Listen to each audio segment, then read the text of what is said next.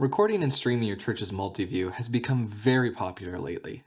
In this video, I'm going to show you how you can record yours in a super easy and budget-friendly way. But before we get into the how, let's talk about why you would want to record or stream your Multiview in the first place. The main reason that I see is training.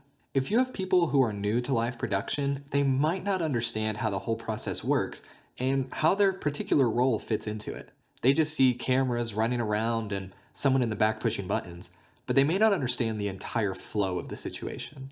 By showing them the Multiview, you can help them see how the different cameras and sources are used, how the director switches between them, and how the whole show kind of comes together. This can be very helpful for people who are learning to be camera operators, directors, or producers.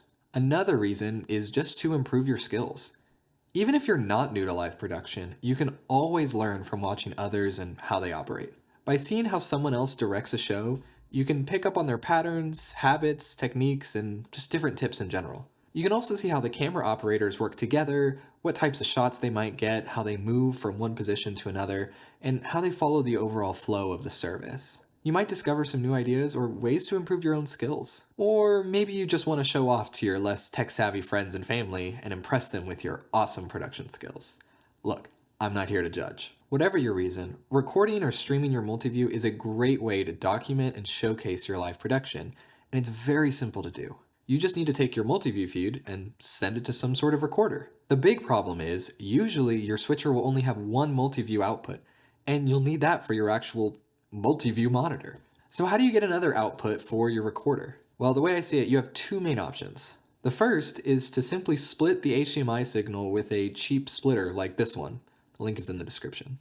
This will allow you to send the same signal to two different devices, such as your monitor and your recorder. However, these cheap splitters are not super reliable and can fail, so I wouldn't recommend this option if your Multiview is mission critical, which most of ours kind of are. You don't want to lose it in the middle of a service just because you were trying to record your Multiview and you use a faulty splitter. The second option is better if you have a lot of inputs and outputs on your switcher, like the new Blackmagic constellations. You can take your Multiview output, loop it back into one of your inputs. Then you can assign this input to any one of your aux outputs and send the signal wherever you want. This way you can use your switcher as a splitter and have more control over your Multiview signal and where it goes. This is also a great method if you want to send the Multiview to, let's say, your lighting op or your pro presenter volunteer or wherever. But what about your comms? Watching a video of a Multiview isn't that helpful if you can't actually hear what the director or other camera ops are saying to each other. If you want to record or stream your Multiview with the comms,